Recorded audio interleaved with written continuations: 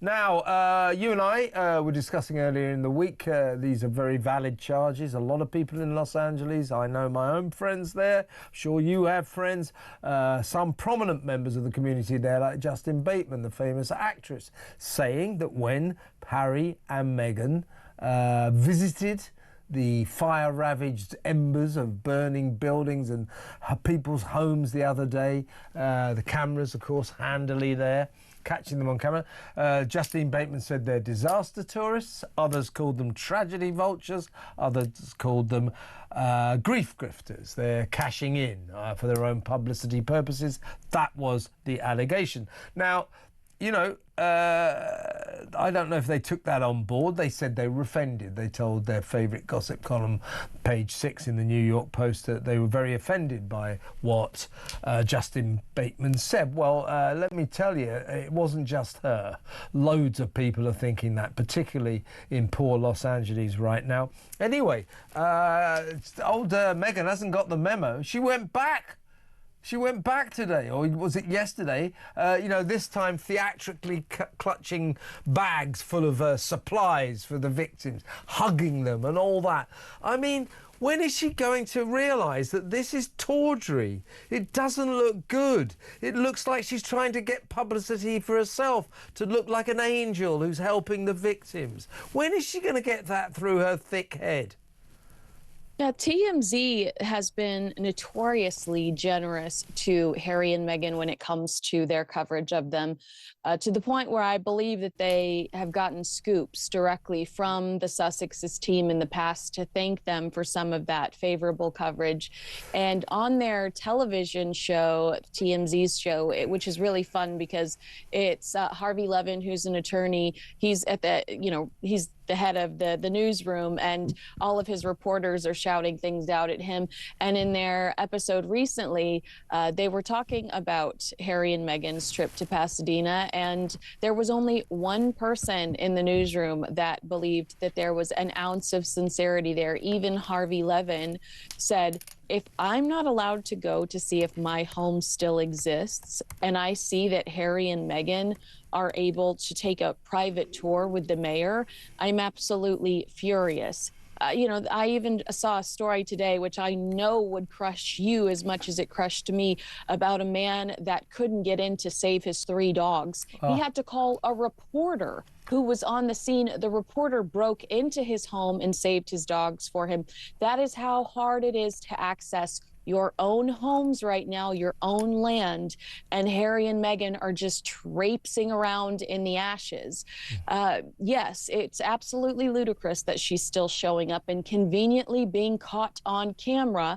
You know as well as I do that if you have a relationship with Meghan Markle, you don't jeopardize it by posting something online that you haven't explicitly received her permission to post.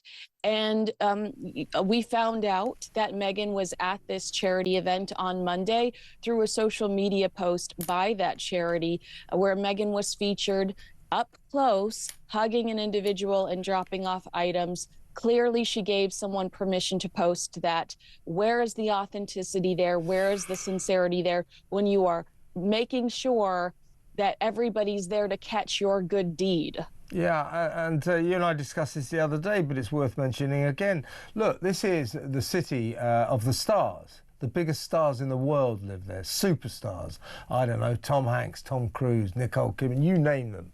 You know, the biggest stars in the world. Now, they could have decided, it'll make me look quite good if I go down and see all the victims. They might even have decided perhaps it might sort of raise their spirits if I went down there. But I think every single one of them just felt, look, this isn't about me. That would seem inappropriate. This is not the time for celebrities to be photographed amid the wreckage. She doesn't seem to get this, nor does Harry. Tone deaf. Others saw, no. This is not for celebrity visits.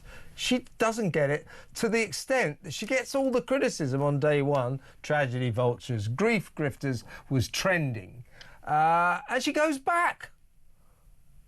Yeah, and want to take up for Jennifer Garner real quick, just in relation to what you said about how we didn't see a lot of celebrities there. We did see Jennifer Garner there, and I have seen people try to use Jennifer Garner as an excuse for Harry and Meghan's presence. Jennifer Garner lives in that neighborhood, just on the outside, to the point where when Ben Affleck had to evacuate her ex-husband, he went to her house, which was just right out of the perimeter that was being evacuated at the time.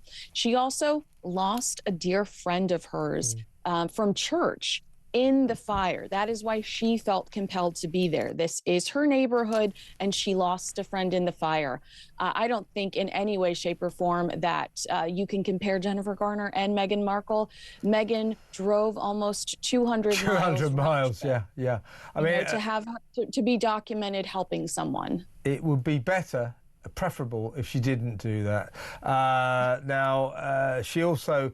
they said, oh, we've thrown open the doors of our Montecito mansion to all the loved ones and the friends who have been affected by the blaze. So I'd be interested to see a list of their names, the people that they've offered refuge to. Haven't seen that posted yet. Am I being too cynical here?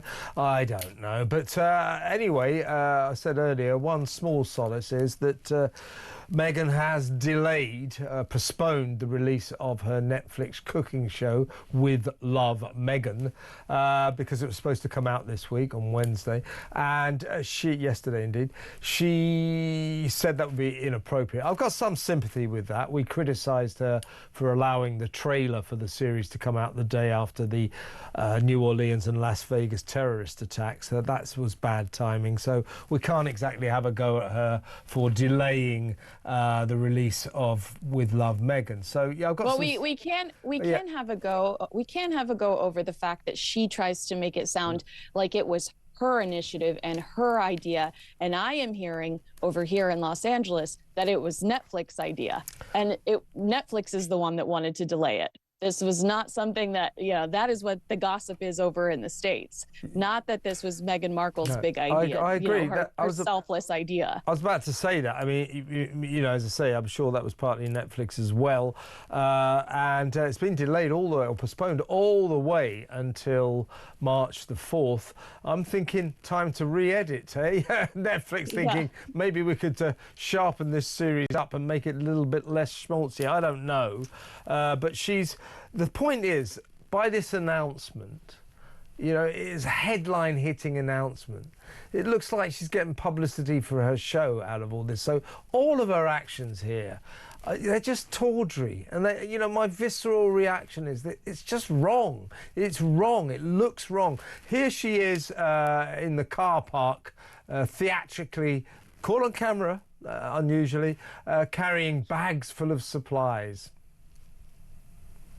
And you and I both know that we go weeks and sometimes months without seeing her.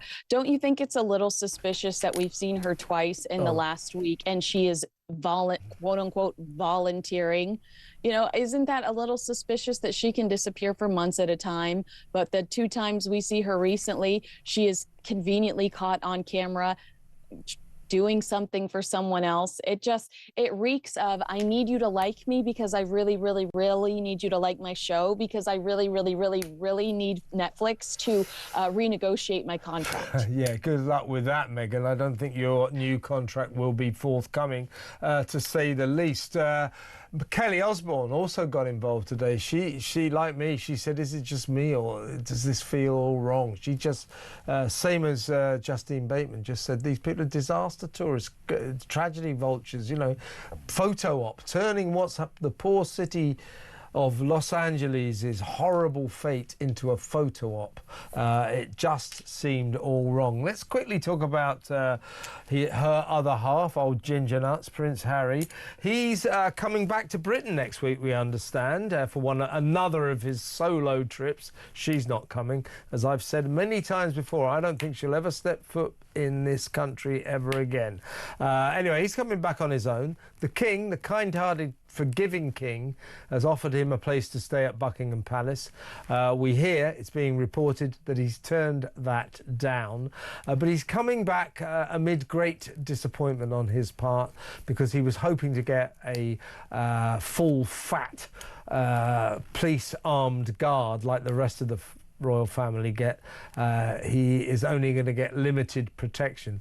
The deal he's got now is if he tells the police in advance that he's coming, they may decide to provide him with limited protection. He's going to get that. He's not going to get armed coppers, and he continues with his legal bid to force this country to pay for armed coppers when he returns here. He's been told by a judge, you're never going to get that, and yet he continues to waste millions of dollars on this futile legal saga. Your thoughts? My thoughts are the fact that he's rejecting Buckingham Palace. We heard last time when you and I were discussing this. He put out a release through his people claiming that the king was too busy to see him when he was, I believe he was there for the Invictus anniversary, the 10-year anniversary of Invictus. I could be wrong. But we later found out that he was offered a place to stay and he turned it down. We believe that the excuse he used was because he didn't feel like it was safe enough for him. So you are offered Buckingham Palace and you turn it down, assuming it's for the same reason, it's not safe enough for you. Do you know how many armed individuals, armed public safety people are standing, I don't know what to call them, guards, are standing outside of Buckingham Palace, protecting Buckingham Palace, and in turn protecting him? That's crazy to me. It's a total slap in the face to the British royal family. Yeah, so last time he came over, the king said, why don't you stay at St James's Palace? He said it wasn't secure enough, and therefore he stayed in a hotel, which by definition, as you quite rightly say, Kinsey, nowhere near as secure as a royal palace. Buckingham Palace is even more secure. It's surrounded by high walls, high fences, full of guards, definitely utterly secure. But as far as we know, he's going to stay in a hotel. You know, it's almost deranged, his approach to his own safety. Kevin, it's his, and he has to continue to look like the victim. If he gives in and stays at Buckingham Palace, he's acknowledging a nice thing that the royal family is doing for him, and that doesn't fit this narrative. He has to continue to be the shunned son because he's monetized that, he's milked that, and if he stays in Buckingham Palace, it looks like they've given him an inch, and he doesn't want that press. He needs to continue to be, oh, woe is me in the media. Yeah, it really is, you know, getting very tawdry, all of this. And as I say, you know, it's not just you and me. You know, we are commenting on what everyone else is saying about this couple, the gruesome twosome from Montecito's visit to fire-ravaged LA, where, among other shots, they were seen sort of walking through, almost sifting through the burning embers of someone's house. You know, there's their possessions on the floor. I mean, it felt to me like a kind of pretty nasty invasion of someone's privacy. And what do they think they're doing? That's what Justin Bateman said. What the hell do you think you're doing? How the hell, Kinsey, do you think their visit helped anyone except themselves in terms of publicity? I can't tell you that. I mean, did you know that when she attended the charity event on Monday, somebody in her camp told Town and Country that she also fed the volunteers? If you are feeding Town and Country, the fact that you fed the volunteers while you were there, your intentions are not pure. You are solely there to elevate yourself, and you are trying to change public perception. We saw you terrorize the Queen in the last few years of her life. Fake the curtsy. We know exactly who you are. Yeah, I think you're right. And I still say that when With Love Meghan finally hits the Netflix screens, it will fail because most of us, I think could say nearly everyone, can live without her very important tips on how to freeze edible flowers into ice cubes, how to improve hummus by putting some olive oil in it, and how to bake cakes that are not perfect but are certainly joyful. I really can wait for that series, can't you? And I think everyone else can as well. Kinsey, fantastic to talk to you. Have a lovely weekend, and we'll talk again next week. Kinsey Schofield there, royal commentator all the way from LA. Let me know what you think. You know, do you think they're grifters? Are they tragedy vultures? Are they disaster tourists? Because that was my feeling. I just viscerally looked at those two and thought, what are you doing?